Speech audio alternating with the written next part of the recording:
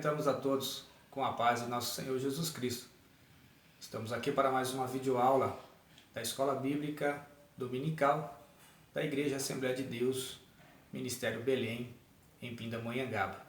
É um grande prazer ter a sua presença conosco e desde já queremos agradecer sua participação.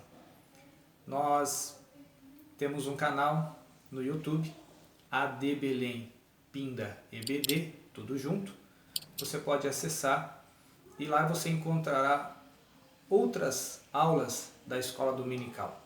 Ali há aulas para os adultos, os jovens, adolescentes, maternal, nossas crianças, e há muito conteúdo bom que pode edificar a sua vida, a vida da sua família, nesse tempo que nós estamos vivendo. Então, acesse AD Belém Pinda EBD, faça os seus comentários, divide conosco o que você está aprendendo nesses dias.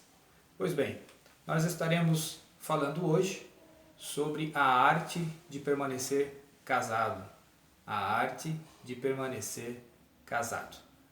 Eu tenho ouvido algumas piadinhas nesse tempo de quarentena que tem muito casal aí, né, que estão se descobrindo, e tem muito casal que estão se separando por coisas tão pequenas, porque descobriram um ao outro, né? Nós queremos trazer hoje algumas lições que podem nos ajudar nessa arte de permanecer casado. A Bíblia fala em Malaquias 2,15: portanto, cuidai de vós mesmos, e ninguém seja infiel para com a sua mulher da sua mocidade. O nosso objetivo nesta aula, nessa lição, é compartilhar de modo sábio e cristão algumas dicas para a manutenção de um casamento saudável. Todo casamento, todo relacionamento conjugal, ele necessita de uma manutenção. É assim como nós compramos algum tipo de eletrodoméstico, e se nós não o usarmos adequadamente, com certeza o seu tempo de vida será menor. No casamento não é diferente. Nós precisamos fazer uma manutenção.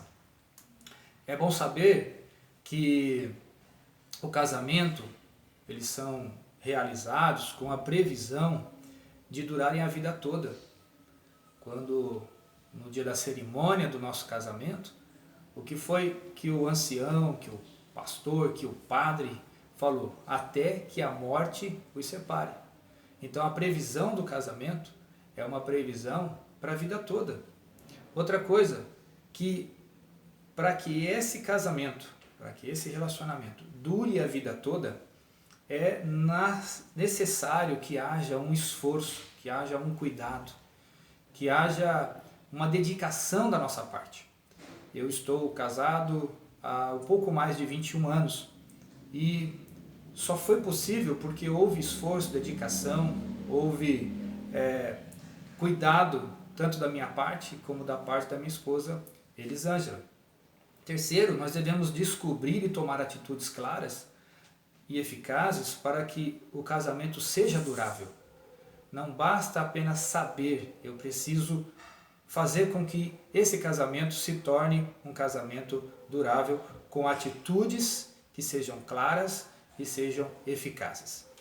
A primeira coisa que eu quero dividir com vocês é que casamentos duráveis demonstram presença equilibrada de amor e compromisso. Casamentos duráveis demonstram presença equilibrada de amor e de compromisso.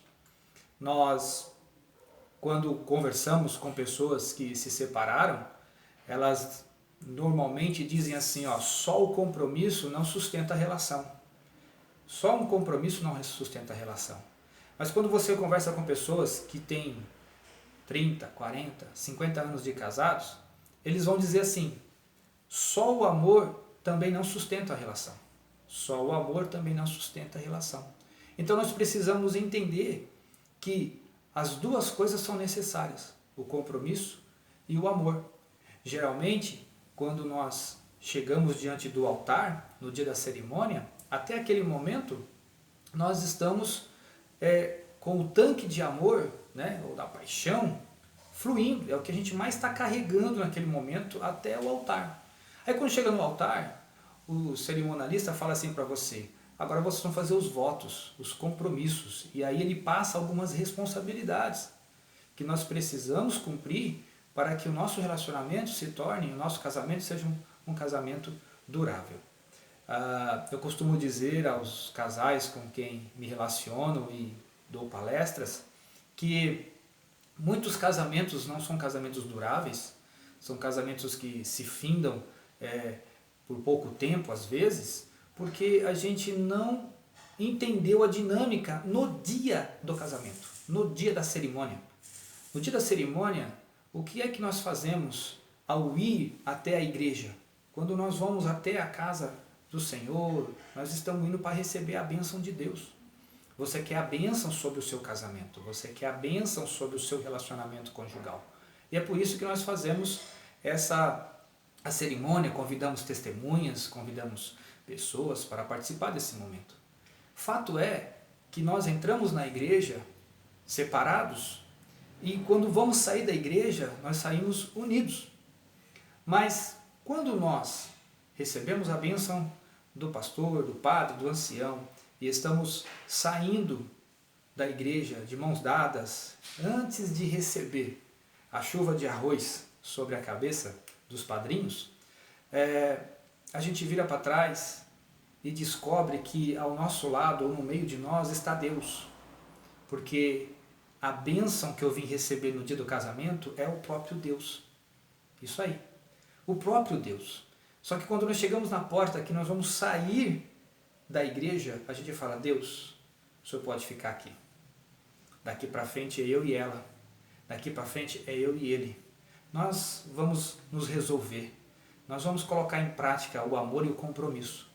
Só que quando nós chegamos em casa e deparamos com uma nova realidade, de que há uma cultura diferente na vida dela, de que há uma cultura diferente na vida dele, os conflitos vêm, as dificuldades aparecem e aí nós não sabemos resolver. E por não saber resolver, resolvemos da maneira errada, resolvemos da maneira incorreta. Por quê? Porque o autor do casamento não está presente. Pense nisso. Muitos relacionamentos acabam, não são duráveis, porque o autor do casamento, o Deus, o eterno Pai, não está presente para ajudar a solucionar conflitos, a solucionar problemas, a direcionar a vida da maneira que vai glorificar o nome dele no casamento. Tá certo? Então, nossa intenção é que nesta aula você possa compreender isso. E para que nós possamos compreender, a palavra de Deus nos diz que como é que ela descreve o casamento, ou como é que a Bíblia descreve o compromisso. O Senhor Jesus, ele repete o que está em Gênesis 2, 24 e 25, dizendo assim: pois, por isso deixará o homem seu pai e a sua mãe, e unir-se-á a sua mulher, e com a sua mulher serão os dois uma só carne. Marcos 10, 7 e 8. Então, há duas expressões aqui, ou duas palavras aqui chaves, que são unir-se-á e uma só carne. A intensidade do compromisso que Deus espera no casamento está nessas duas expressões, unir-se e se tornar uma só carne. Quando nós nos casamos, eu pedi a ajuda da minha filha para fazer aqui um casal. O pai e a mãe dela, olha só que bonitinho. Então, quando nós nos casamos, né, nós estávamos assim antes do casamento, separados, né, cada um no seu canto, e aí nós nos conhecemos e nos unimos, nos tornamos uma só carne, não é verdade? O casamento promoveu isso, essa união de tal forma que não são mais dois, mas agora são um. E o que é unir-se?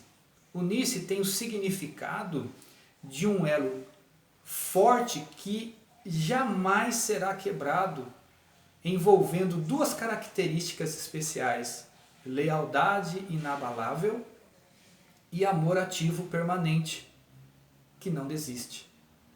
Então, quando eu estou me unindo, eu estou falando, olha, eu prometo a você, eu vou me esforçar, eu vou me dedicar a ser leal, a colocar o meu amor por você em prática, em ações, em atitudes.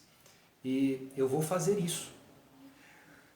A palavra tornar-se uma só carne quer dizer que isso inclui também o relacionamento sexual de todas e outras as dimensões também da vida física, né? Afetivas, emocionais, significa uma natureza tão forte, olha que expressão bacana, significa uma natureza tão forte que seria impossível desunir, seria impossível separar, seria impossível cortar, seria impossível dividir sem que marcas profundas sejam manifestas. Eu costumo usar a expressão, eu não trouxe aqui, do café com leite. Eu gosto dessa dinâmica. Quando nós nos casamos, imagine um copo com café e um copo com leite. São diferentes, essências diferentes, né? E aí a gente gosta de tomar os dois juntos. Tem quem gosta de só tomar o café, tem quem gosta de só tomar o leite. Mas quando nós misturamos os dois, o branco do leite com o preto do café, se torna de uma cor marronzinha, né? Mais escuro, mais claro, de acordo com o seu gosto. Agora eu pergunto para você, você já conseguiu um dia separá-los? Falou assim, vou tentar separar o café do leite. Você já tentou fazer isso? Você consegue fazer isso? Se você conseguir, por favor, me ensina. Não é possível. Por quê? Porque agora se tornaram um só, uma só carne. E se nós tentarmos dividir isso, quimicamente eu ainda não aprendi. Se existe, por favor, me mostre o caminho. Assim é no casamento. Quando há uma separação, uma cisão, uma divisão, um lado vai levar uma parte do outro. E o outro lado vai levar uma parte do um. Não é verdade? Então a separação não é algo interessante, não é algo que Deus aprove, que Deus goste. Então nós precisamos aprender a trazer uma manutenção para o casamento. E essa intensidade do compromisso é tão forte que o próprio Deus pegou isso como um exemplo. Olha o que diz, para ter uma ideia da natureza dessa união, desse modelo de união, a Bíblia chama de mistério. Olha o que diz em Efésios, vou ler aqui para você, Efésios 5, 31, 32. Por isso deixará o homem seu pai e sua mãe, unir-se-á a sua mulher, e serão dois uma só carne. Grande é esse mistério, digo, porém, a respeito de Cristo e da igreja. O que Paulo está dizendo é que o casamento é a representação mais completa do relacionamento entre Cristo e a igreja. Isso é muito forte.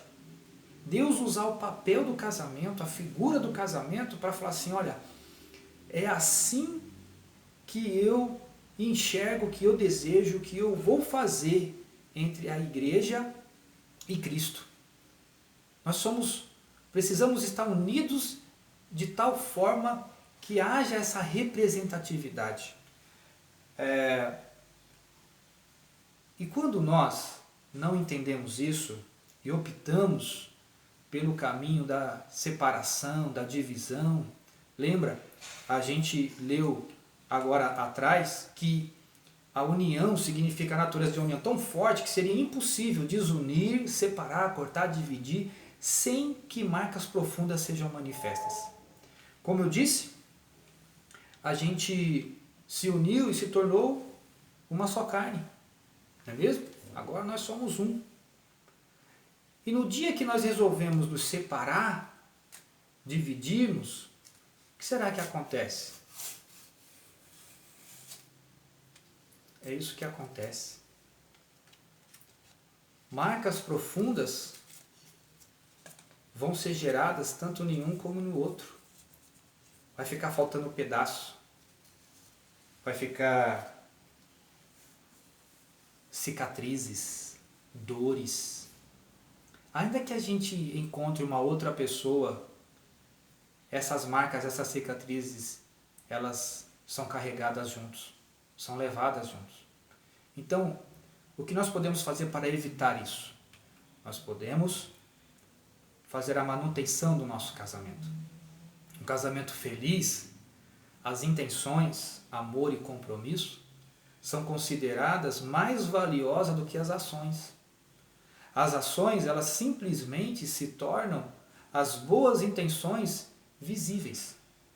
Quando as minhas intenções, elas são boas para com o meu cônjuge, para com o meu esposo, com a minha esposa, pode ter certeza que as minhas ações vão revelar o que está dentro de mim. O próprio Senhor Jesus disse que a boca fala do que o coração está cheio. E o que é que tem no seu coração em relação ao seu marido, à sua esposa? É isso que você vai externar. Então, o nosso conselho é que você possa ter no seu coração esse objetivo, esse ideal. Por mais difícil que seja, às vezes, o relacionamento, há cura, há restauração, há formas de a gente manter o casamento. Outra coisa que nós precisamos aprender para casamentos duráveis é que todo casamento ele pede uma manutenção sistemática. Todo casamento pede uma manutenção sistemática. Quando se deseja construir um casamento durável, sem manutenção adequada, o relacionamento se torna vulnerável. O relacionamento se torna algo frágil. E existem algumas formas de cuidar da manutenção do casamento. Eu trouxe duas delas aqui.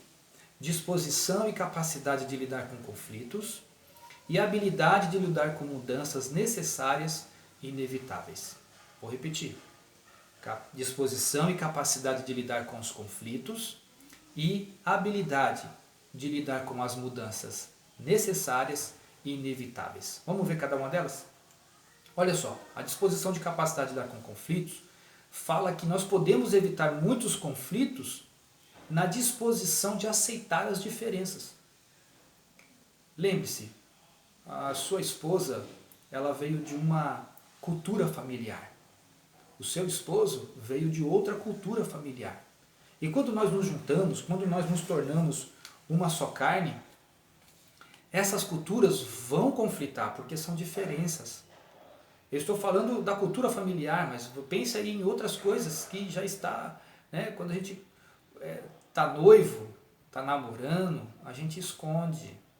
Por quê? Porque a gente só quer mostrar o lado belo do nosso ser para o outro, no momento da conquista.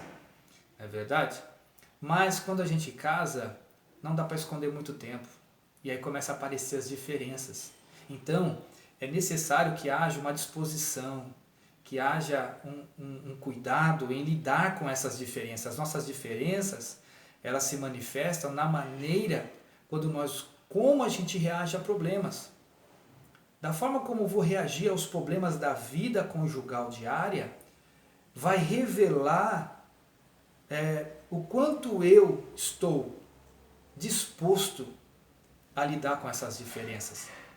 Há casais que eles não conseguem conviver porque um dos cônjuges deseja mudar o outro e fazê-lo ser exatamente igual a ele. Já parou para pensar nisso? Que às vezes nós somos pegos por que você não é igual a mim? Por que você não faz como eu faço? Mas a pergunta é, será que a sua forma de ser é a melhor forma? É a forma mais correta? É a forma mais adequada? É a forma ideal para o casamento, para aquele momento, para resolver aquela dificuldade? Então, é necessário aprender a lidar com conflitos. Sobre essa aula, como gerenciar conflitos, eu dei essa aula última semana. Acesse o nosso canal, AD Belém Pinda EBD, e está lá, como resolver conflitos no casamento, e aprenda um pouco mais sobre isso. A Bíblia nos aconselha assim também vós, cada um em particular, ame a sua própria mulher como a si mesmo, e a mulher reverencie ou honre o seu marido. Se nós aprendermos a fazer isso, pode ter certeza, o nosso casamento será um casamento abençoado. Porque Paulo ainda diz assim em Coríntios, o amor ele é sofredor, o amor é benigno, o amor não é invejoso, o amor não se trata com leviandade, não se ensoberbece, não faz o mal. Então, se nós queremos demonstrar amor, nós precisamos fazer a nossa parte. Tá ok? Dentro de habilidades, né, para lidar com mudanças necessárias e inevitáveis, que é o segundo requisito que eu coloquei, precisamos entender que nós somos pecadores. E o pecado deformou o nosso caráter humano. O pecado trouxe consequências ruins. E se nós não entendermos isso, nós vamos sempre querer que a outra seja perfeita. Nós sempre vamos exigir do outro a perfeição. A maneira como nós lidamos com os nossos próprios erros e com os erros do nosso cônjuge será fundamental para definir a continuidade saudável do casamento. Eu preciso entender isso. Nós não somos perfeitos. Nós somos duas pessoas imperfeitas que se uniram. E agora nós precisamos lidar com isso. Lidar com os erros, lidar com os problemas, lidar com as falhas. E quando eu falo lidar com as falhas e lidar com erros, vai exigir de mim um segundo passo, que é aprender a pedir perdão. Eu preciso aprender a pedir perdão. Muitas questões no casamento, muitos casamentos não são duráveis porque essa palavrinha e essa frase, me perdoa, ela não existe dentro do casamento. Ela parece que está esquecida, ela está abandonada. Infelizmente, nós temos a tendência de achar que é humilhante pedir perdão. E acabamos optando por atitudes prejudiciais ao casamento, como negar, como deixar o tempo passar, ficar irritado quando é confrontado. Há muita gente que age dessa maneira, culpar o outro. Lembra lá do primeiro casal? Lá no paraíso? Estava tudo bem, estava tudo certo. Mas uma pessoa falhou. Uma pessoa se descuidou. E aí passou o erro para o outro acompanhou o erro. Porque uma coisa que eu tiro de positivo nessa história desse relacionamento entre o primeiro casal é que assim, ele não deixou ela na mão. Ele falou, não, você está falando que é boa? Eu acredito em você. Se é boa, eu vou comer essa fruta aí também. E aí, quando o pecado entra na vida deles e Deus vai pedir contas, o que é que cada um deles faz? Olha, a culpa não foi minha não, a culpa foi dela. Não, a culpa não é minha não, a culpa é do animalzinho lá. Foram transferindo culpa, mas ninguém falou, Deus, o Senhor me perdoa? Esposa, você me perdoa? Esposo, você me perdoa? Você precisa aprender a pedir perdão. O perdão, ele cura a nossa alma. O perdão, ele traz remédio para o nosso espírito. E talvez você esteja precisando fazer isso agora. Olhar nos olhos do seu esposo, olhar nos olhos da sua esposa e falar, me perdoa. Eu errei, eu falhei, mas eu ainda te amo. Eu ainda quero viver com você até que a morte nos separe ou até que Jesus nos arrebate. Faça isso. Aproveite esse momento. Se o Espírito Santo de Deus está tocando o seu coração agora, faça isso. A Bíblia nos ensina que nós devemos ser uns para com os outros benignos, compassivos, perdoando-vos uns aos outros, como também Deus, em Cristo, vos perdoou. Efésios 4:32. Assim como Deus nos perdoa, nós também deveremos liberar o perdão. E é interessante que se existe um lugar em que deve ser aplicado esse ensinamento de Jesus, quando ele diz para Pedro assim, Pedro pergunta para ele, Senhor, quantas vezes eu tenho que perdoar o meu irmão? E Jesus fala assim, olha, 70 vezes 7. Ele está dizendo assim, não tem limite para perdoar o seu irmão. quanto mais o seu cônjuge. E ele fala 70 vezes 7. E aonde é esse lugar? Esse lugar começa no casamento. É no casamento que eu aprendo a perdoar. É no casamento que eu aprendo a liberar perdão, a pedir perdão. E nós precisamos fazer isso se nós desejamos um casamento saudável, um casamento durável. Isso é manutenção do casamento. Atitudes de perdão, ela é antecipada por uma cuidadosa advertência contra os pecados relacionais que nos dividem e fazem nascer conflitos. Quando nós olhamos para o texto de Efésios, capítulo 4, do verso 25 em diante, somos exortados a ser cuidadosos para, verso 25, não mentir uns aos outros. Verso 26 a 27, não nos entregar à raiva de uns para com os outros. Verso 28, não roubar um dos outros. Verso 29, não dizer palavras que machuquem uns aos outros. Verso 31, e viver, inclusive em casa, de maneira a permanecer longe de vós toda a amargura, cólera, ira, gritaria, blasfêmia e toda forma de malícia. Quando nós tomamos esse cuidado de não mentir para o nosso cônjuge, não ter raiva, não acumular raiva, não roubar as emoções do nosso cônjuge, não dizer palavras que machucam. Às vezes você fala, mas eu falei sem querer. Falou, mas machucou. E o apóstolo diz assim, olha, livre-se, coloque para longe de você a amargura, a cólera, a ira, a raiva, a blasfêmia, a gritaria. Coloca para longe de você, não deixe isso permanecer, senão seu casamento não será um casamento durável. E eu não tenho dúvidas que você e o seu cônjuge é inteligente o suficiente para administrar isso. Então nós fizemos uma escolha no casamento de ter compromisso e amor. E nós precisamos velar por isso, fazer a manutenção disso. Pois bem, então casamentos duráveis, eles recebem investimentos constantes. Para que isso aconteça, eu preciso fazer investimentos constantes. Então, 3 formas naturais, né? O casamento saudável, ele não se sustenta naturalmente sem investimento. Então, há 3 áreas que nós precisamos investir. Da natureza física, na área emocional e na área espiritual. Na área da natureza física, o investimento no casamento inclui o cuidado com o corpo, higiene, saúde, aparência, né? A gente vai relaxando, essa é a verdade. Conforme os anos vão passando, a gente vai se descuidando. Lembra lá no comecinho, lembra lá no noivado, no namoro, não sei quanto tempo você noivou e ficou noivo e namorado, mas você lembra como você se produzia? Você lembra como você tinha cuidado com a sua aparência?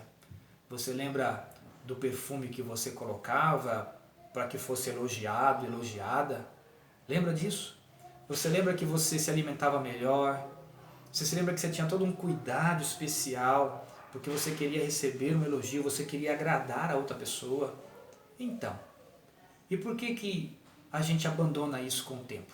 Por que a gente não dá mais bola para isso? Isso é essencial para a manutenção do casamento. Isso é investimento. Isso é investimento. Se você pode fazer um investimento maior, viu, irmão? Você que está me ouvindo aí, maridão, dá o cartão para a mulher, poxa.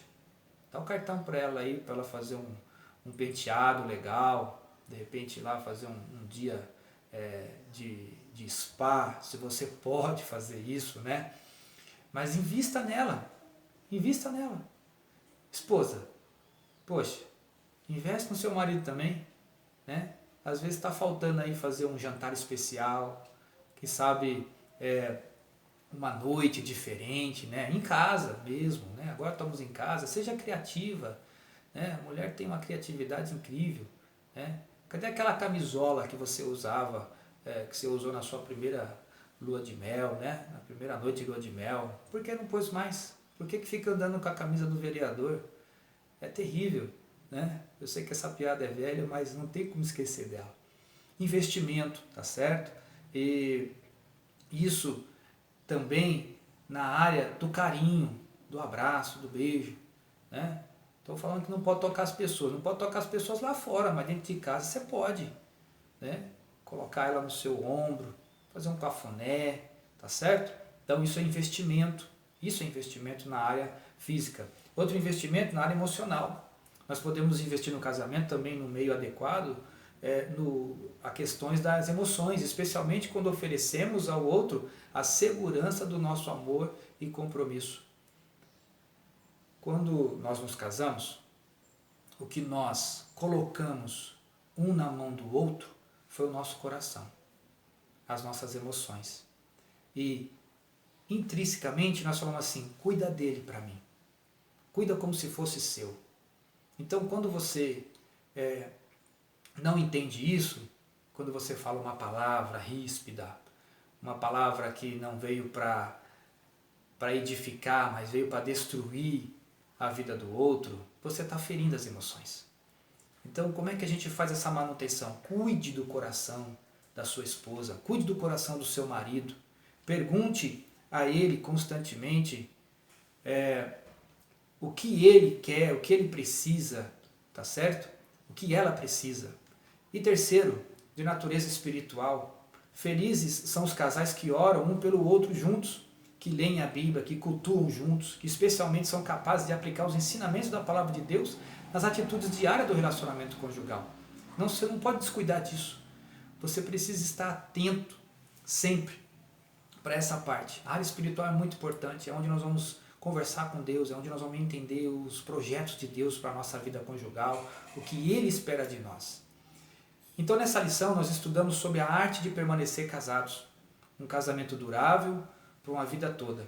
E eu quero deixar 2 lembretes para você. Primeiro, que a vida é curta e que nós devemos gozá-la com discernimento, com alegria, com a pessoa que nós nos casamos. Segundo, é preciso viver bem, com alegria e felicidade, mais do que as aparências e as convivências sociais, para construir um relacionamento feliz e saudável, de modo a permanecer casados, seja um privilégio e uma alegria e não um fardo e algo sofrido. Entenda isso. O seu casamento precisa ser um manancial. O seu casamento precisa ser algo lindo, algo pleno que Deus criou. Tá certo? Nós encerramos aqui por hoje. Eu espero você na próxima aula. Que Deus abençoe o seu casamento. Que Deus abençoe a sua vida.